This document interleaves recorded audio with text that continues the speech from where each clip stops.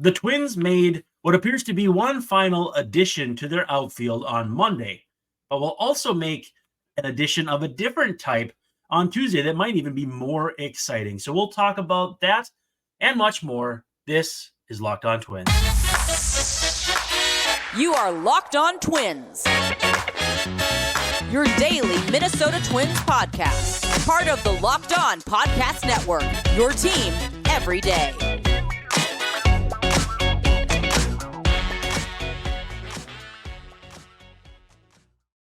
Hey, hi, hello again, and welcome back to Locked On Twins. I'm your host, Brandon Warren. You can unfollow me on Twitter at Brandon_WARNE, and I am joined by our great friend, highly estimable, Mr. Dave Brown at Answer Dave Brown on the tweets. Dave, how are we doing this evening? Brandon, I'm excited. The Twins. I remember when we were complaining how they're not doing anything, but they keep making trades and stuff. So it's exciting. Yeah, it's like a grand puzzle that they're putting together with pieces that are coming from different boxes, and at the same time, though, you can kind of see the plan. But thanks for making Locked On Twins your first listen every day. If you're an everydayer, we very, very much appreciate you. Like, subscribe, give us a 5-star review on whatever platform you're listening on, or if you're watching on YouTube, hit that subscribe button. We'd love to see you here as an everydayer. And we love to also have you be active in the comments on YouTube. We love to chat with you. Saw a few people leave comments on the most recent episode. Again, thank you so much for that. And if you missed the live show, you can always leave comments on there when you're done as well. Like when the video is done, you can leave comments too. So I'll swing back through there. I'll try to communicate with people and we'll have some fun with it. Today's episode brought to you by FanDuel. Make every moment more with FanDuel.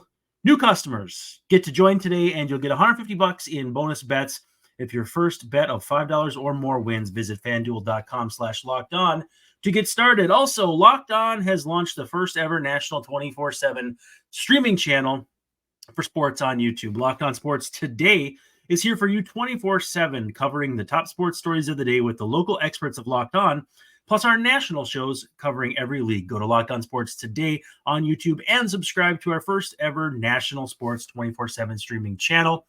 And I know that the focus for the MLB side today was the Dodgers, which is interesting because when that came down, I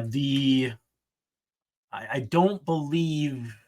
No, actually, I think we did at that point know that the trade had been made. Anyhow, trade comes through. It is the Twins and the Dodgers. So Manuel Margot never even plays a single game for the Dodgers, if I'm not mistaken, but is traded from the Dodgers to the Twins for Rain Doncone, or with Rain Doncone, excuse me, an infield prospect who we'll talk about here in a minute, for Noah Miller. What are your initial thoughts, Mr. Dave Brown? Well, the way you read that prospect's name, it sounded like poetry. With Rain Doncone comes a trade. We'll polish that up and Right. finish it. We'll make it a little better. But that's pretty good. Yeah. Well, yeah.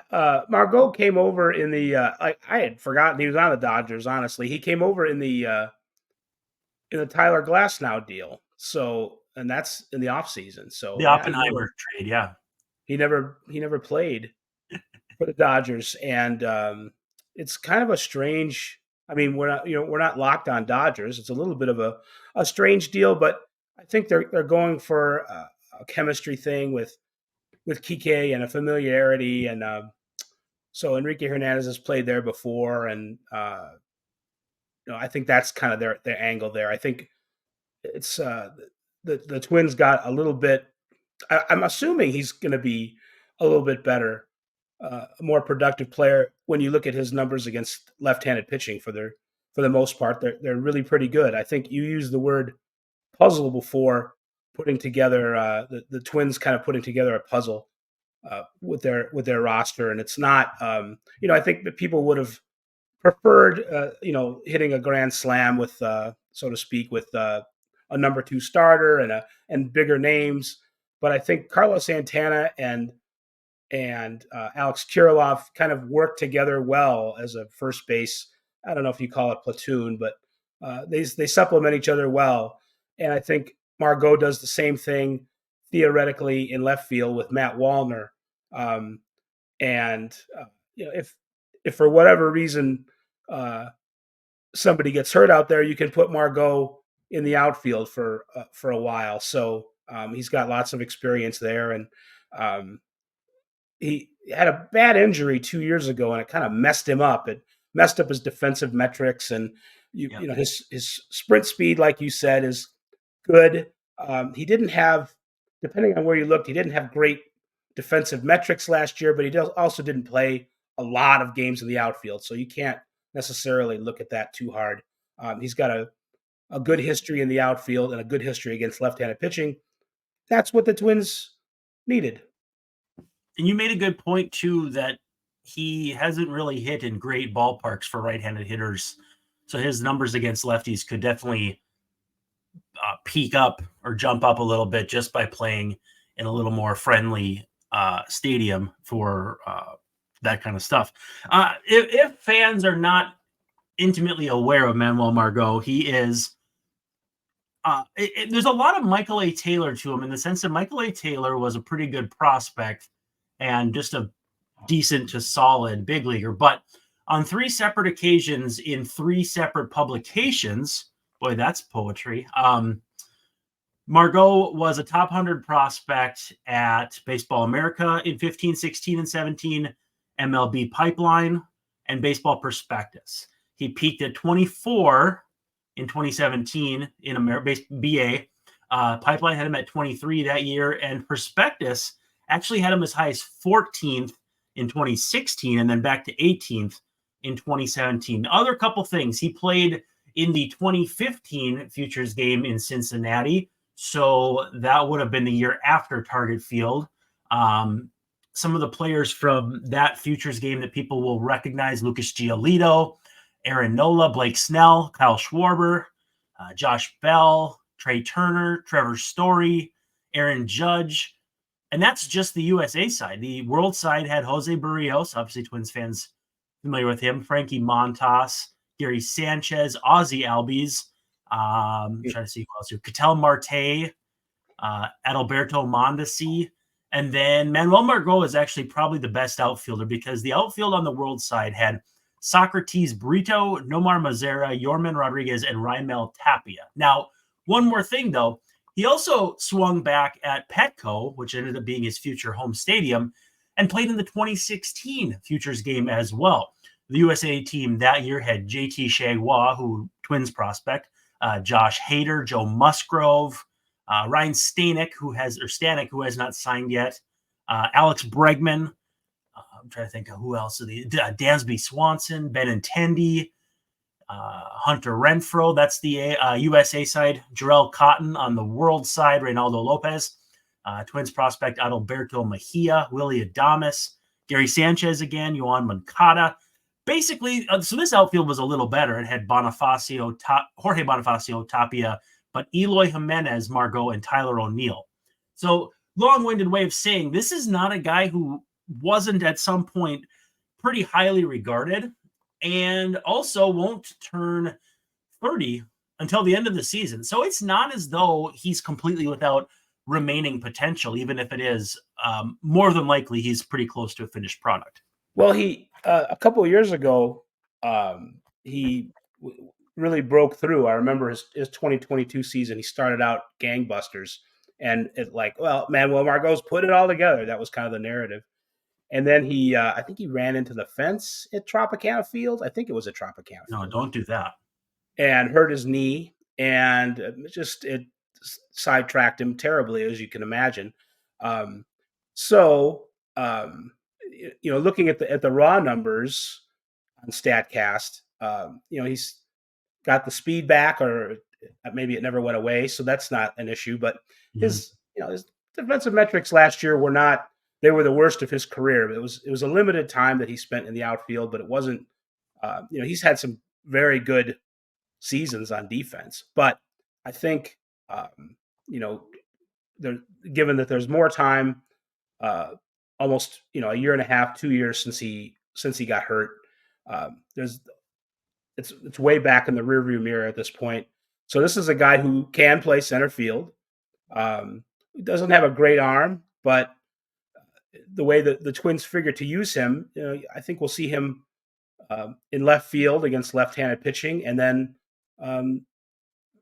maybe in center field when Buxton is getting a rest. So, and he's a guy that can play every day, but he's better typically against left-handed pitching. So, and like you said, the home ballparks typically for him have been good for pitchers rather than hitters. So, and he's got a good reputation in the clubhouse. I think he'll fit in well. He's got good energy, and he doesn't strike out a lot. Somebody made a really good point. It was Grant, one of my and your Twitter followers,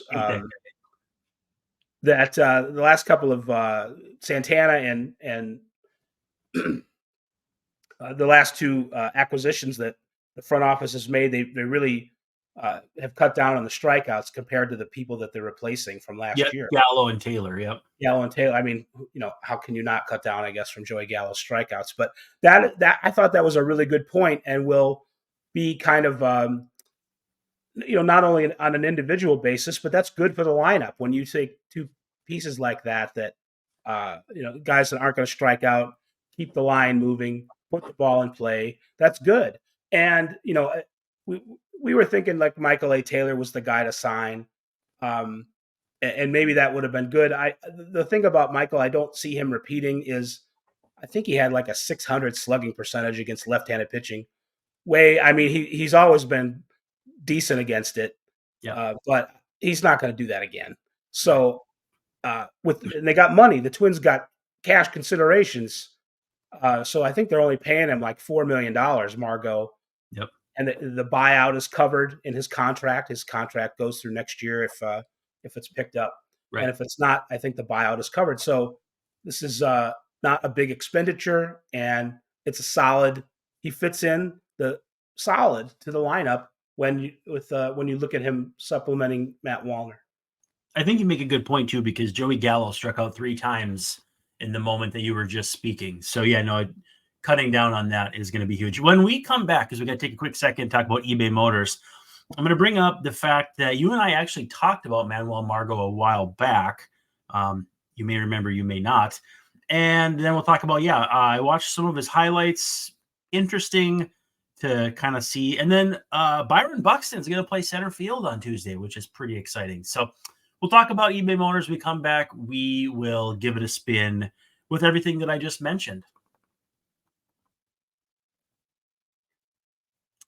And our friends at eBay Motors want you to know that passion, drive, and patience are what bring home the winning trophy, and also what keep your ride alive. eBay Motors has everything you need to maintain your vehicle and level it up to peak performance. So if you need a supercharger, roof rack, exhaust kit, LED headlights, and pretty much anything else you can imagine, whether you're into speed, power, style, performance, you name it, and eBay Motors has you covered. That's 122 million parts for your number one ride. And again, I emphasize this a lot. 122 million. That is not a mistake. That's not a misprint. That's not a typo. That's a lot of parts. And you'll always find exactly what you're looking for. And with eBay's guaranteed fit, if your part doesn't fit, you get your money back, because your part is guaranteed to fit your ride every time. Because with eBay Motors, you're burning rubber, not cash. With all the parts that you need at the prices you want, it's easy to turn your car into the MVP and bring home a win. Keep your ride alive at ebaymotors.com. Eligible items only, exclusions apply, and the eBay guaranteed fit is only available to U.S. customers.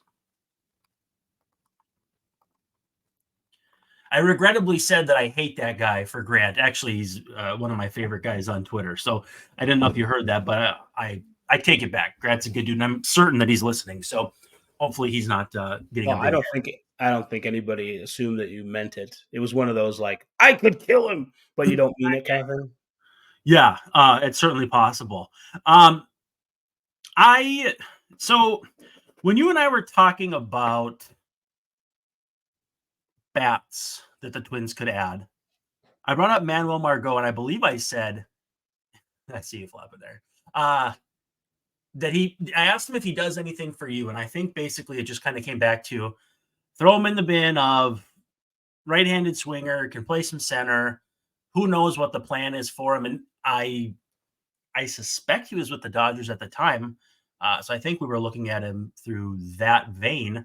But we briefly brought up his name. So, given what we know about Derek Falvey and Thad Levine's trades, the fact that we even for a split second talked about him, I think, is a big win for us. Should we give them our Venmo? Is that what you're saying? It's that or share your SoundCloud. I don't know if that really applies, though. I can't even find my SoundCloud anymore. I know I've got some things on it, but I just deleted mine. Oh, did you? I had a subscription. I used to put all my my audio on there because then sharing it was way easier with the other writers. Right. I could just say, hey, if we're splitting up transcripts of Paul Molitor and we each take a minute, it's a 5-minute thing. If I put it on there, everybody's got it. There's no messing around with the files. So I guess those days are over because you said you deleted it. So if I go back, I'll probably pay again, but who knows? It was more a luxury than anything else. Nevertheless. So I guess, Margot maybe wasn't the first guy we thought of. Right. But he was among he definitely was part of the group. So I guess we picked up on the fact that he was a possibility. And I guess, the Dodgers feel like Kike's versatility is better for them. And maybe the Teoscar Hernandez, I guess he plays right field, but maybe that acquisition. Kind of. What? He kind of plays right field. Right.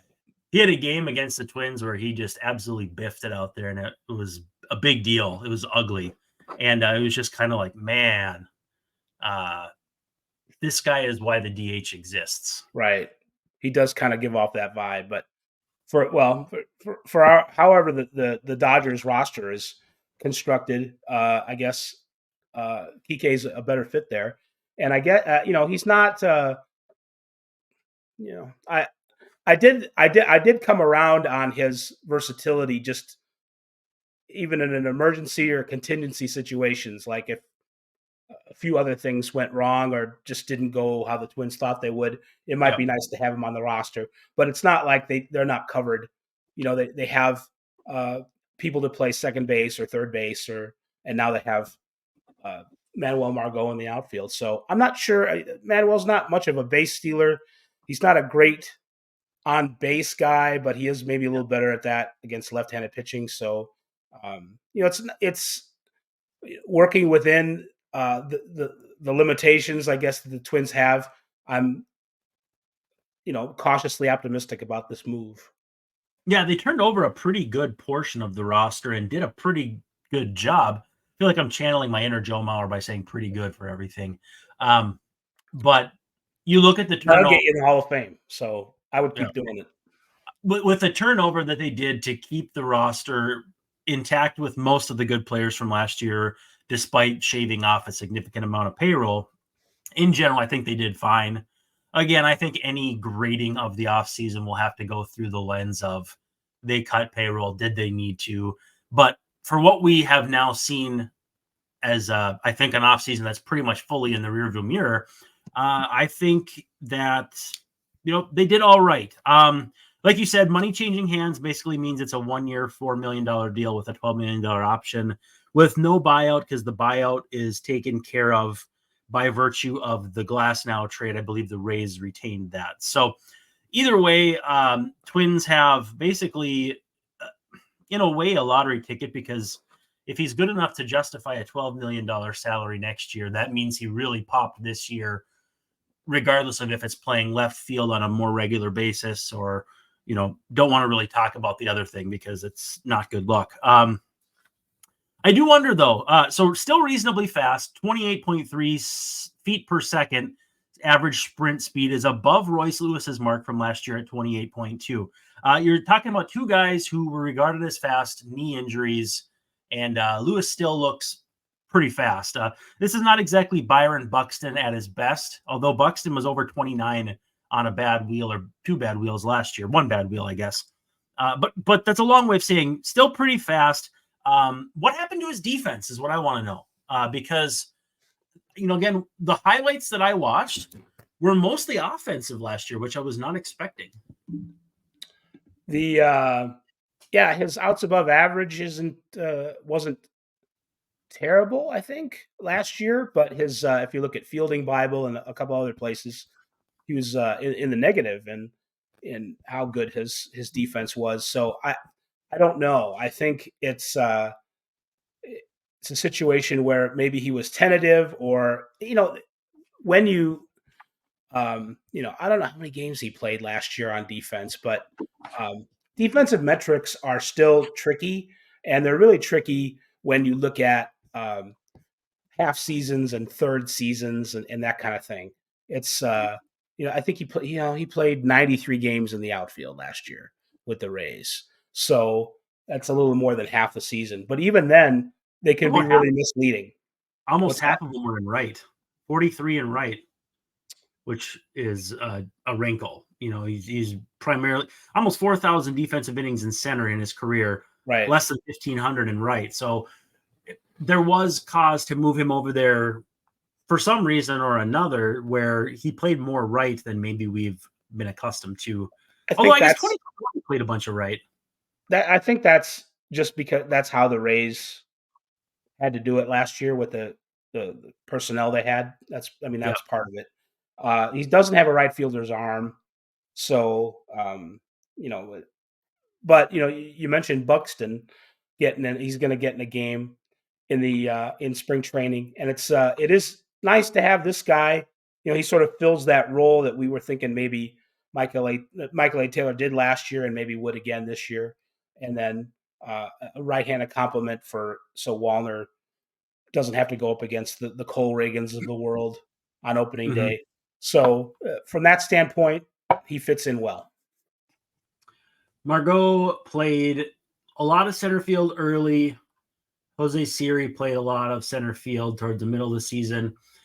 Margot literally did not play center once from, the end of July until middle of September, and then played center field almost every day from the middle of September to the end of the season. So really not sure what that means, other than that they wanted Jose Siri out there, which is understandable, and Arozarena in left and mixing matching right with Lowe and Rayleigh. So it's really hard to say. It just kind of a lot of different moving parts, but I don't think he's washed or cooked in terms of center field defense. I just think, like you said, it was more along the lines of what made sense. Let's do a quick word from FanDuel. When we come back, I will be able to hit you up with some Byron Buxton information, and we'll get you out of here in what I hope is a timely fashion. Get buckets with your first bet on FanDuel, America's #1 sports book. The NBA second half is in full swing. Every team's played a couple games, if not more, to this point. My Wolves are 1-1, but looking good to hopefully hang on to that #1 spot in the West. Because right now, though, you can get your buckets by being a new customer on FanDuel. Get $150 in bonus bets with any winning $5 bet. That's $150 if your bet wins. Bet on all your favorite NBA players and teams with quick bets, live same-game parlays, exclusive props, and about a million other ways that you just got to check out for yourself. So get your phone out, download that app, and visit FanDuel.com/lockedon. Shoot your shot. FanDuel is an official sportsbook partner of the NBA. All right, Dave Brown, we're coming down the home stretch here. And Buxton playing center field for the first time in 554 days, according to Phil Miller of the Minneapolis Star-Tribune. So the big dum-dum who's been holding the sign saying how many days it's been since Byron Buxton played center field, can finally retire that. And hopefully... Where is this sign? Is it in spring training? No, he used to bring it to every game last year. We shan't speak of his name, but it was certainly he bared a striking resemblance to local musician Harmar Superstar. Let's just say that. Okay. It's an interesting look. And I don't want to besmirch his looks. I'm not trying to do that. But it felt like a very tone deaf response to a guy dealing with something serious in his knee. His plica. I mean, what are you going to do with your plica not working? I mean, let's be honest. So anyway, Byron Buxton said to Phil Miller, he's like, you know what? I hope I drop a ball out there. And I think that kind of took Phil by surprise. And if you haven't talked much to Phil Miller, I highly recommend you seek him out because he's an incredible human being to talk to. We had a couple rides to and from the ballpark in Kansas City, and it was just awesome. But anyway, Byron Buxton against the Phillies, 1:10 Eastern on Tuesday. It's exciting, man. I mean, Buxton is 30, and he's looking to get back out there and show that he's back. And I'm sure he's got like butterflies. I mean, maybe not butterflies, but he's got that different feeling in his stomach as he goes to bed tonight and getting up in the morning, knowing he's going to be back out there where he belongs. They're beautiful butterflies as well. That's what I've heard. Yep. Very fluttery. I think. Buxton. I'm trying to think of an analogy, but the Twins are at their best when he is in center field. Mm-hmm. They can't be any better with somebody else out there. He's that's where a lot of his value has come from on defense. To aesthetically out there, having him play center field it's fun and pleasing for fans to watch, and it just gives you a good feeling. It's him being shackled to the DH spot isn't the best thing, and it's where a lot of his value comes from. So it's symbolic, but it's also functionally a way for the Twins to have their best team out there and their best chance to win. And so it's exciting that he's feeling good, and hopefully that will continue. Knock on wood. True or false, if Buxton, Correa, and Lewis are all whatever you would consider the best version of themselves realistically, this is the best team in the American League. It very well could be. Yeah, I think it's certainly up there. It's I think I have them, optimistically 97, 98 wins. And, I don't, if they don't pull that off, it's not like I'm going to be disappointed, but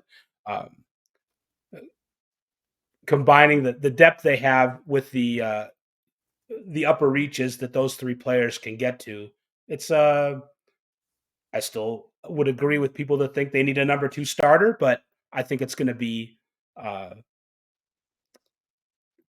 tough for anybody in the AL Central to beat them. And I don't fear anybody in the East in particular, and the Astros and the Rangers and the Mariners, whatever. I don't think they have a whole lot of advantages over the Twins when the Twins are at their best. And I think they're pretty close right now.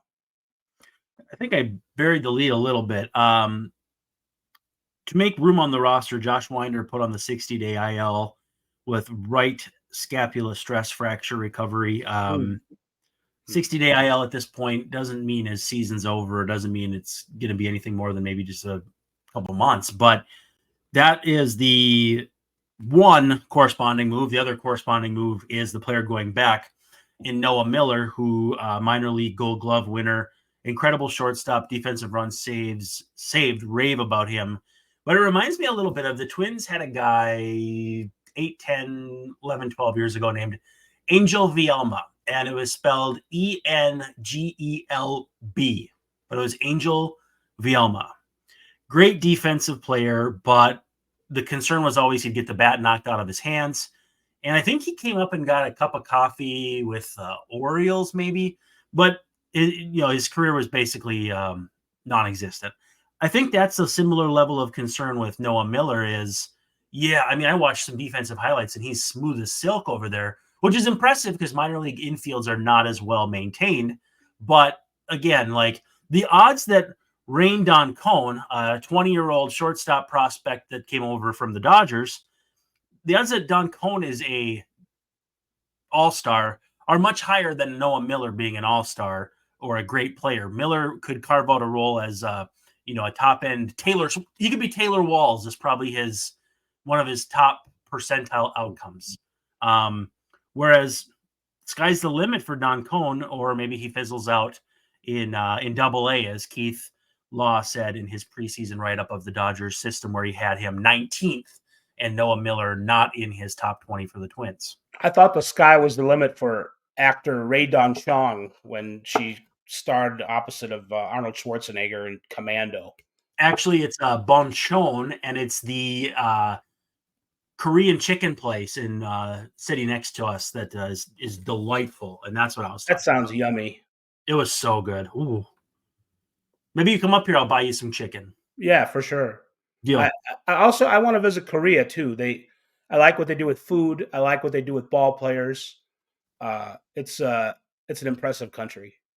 I've been doing a thing where if Carlos Correa does something good, I say North Korea, and that's probably not good. Oh boy. Yeah, you don't want to associate that necessarily. That's bad vibes. We're about good vibes right now. Bad vibes, leave them at the door.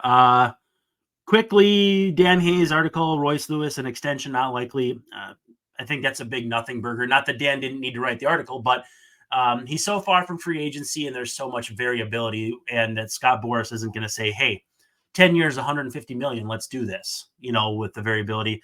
If a year from now he gets the Bobby Witt deal, I think the Twins would be elated to give it to him. So we'll see what happens. But between that and Kyle Farmer, not sure he was staying. We had some stories about infielders today. Kyle Farmer, they asked him about being traded or let go. Didn't think he was going to last the offseason with the Twins, or at least for a long period. Then he ends up getting a 1-year deal with an option, which is crazy. Right. Well, hey, he's a valuable 22nd guy or whatever. He really is. Hey, again, running up to the end of this show, but hey, thanks for hanging out with us on Locked On Twins, and we'll